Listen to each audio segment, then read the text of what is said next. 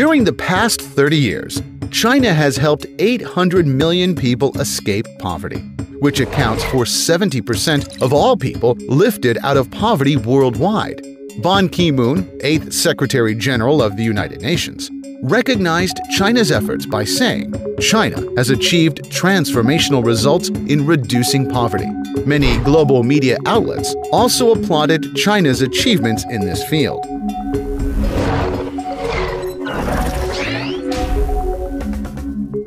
By the end of 2015, Chinese President Xi Jinping brought up the idea eliminating poverty in China by 2020, 10 years ahead of the target of eliminating poverty in all forms by 2030 set by the United Nations.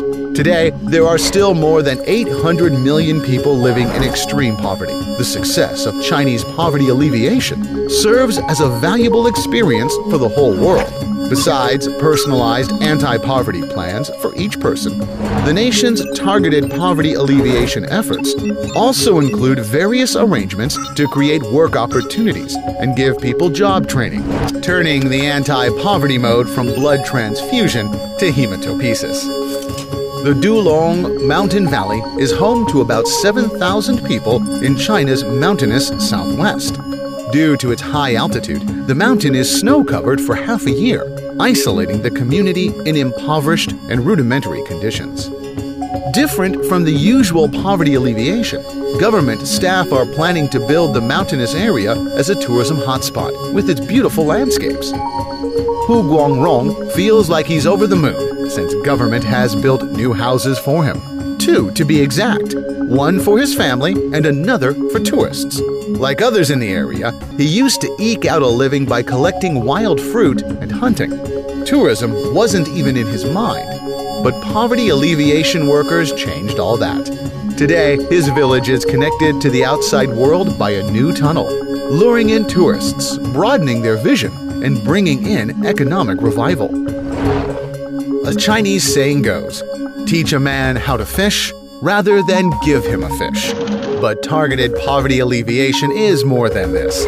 The Chinese government would prepare accommodations and jobs in other places for those who live in areas without development value and encourage them to move away from their original places.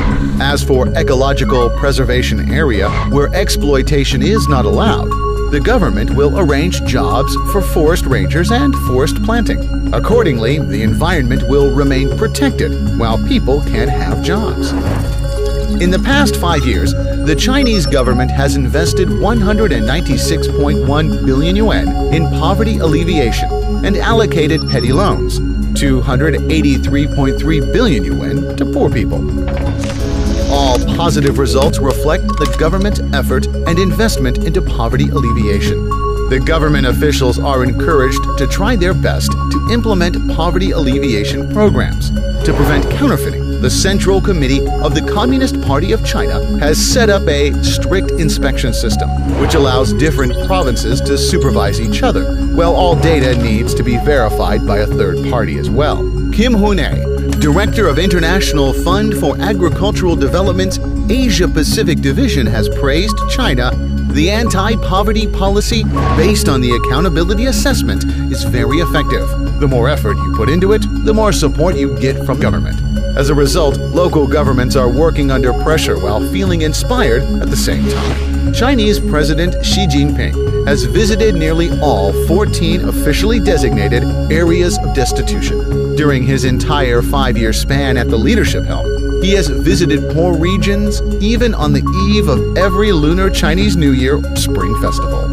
En Casa Presidencial, es un presidente que se mueve tanto a la industria, visita escuelas, visita el campo, se está moviendo. Hay un interés, una calidad humana donde él definitivamente está cada día reflejando la importancia de cómo disminuir eso. Maybe, as the Huffington Post has suggested, if we were to learn from the experience of the past decade and a half, the next development goals could be to create another China story, so to speak, which would bring humanity at the doorstep of ending extreme poverty for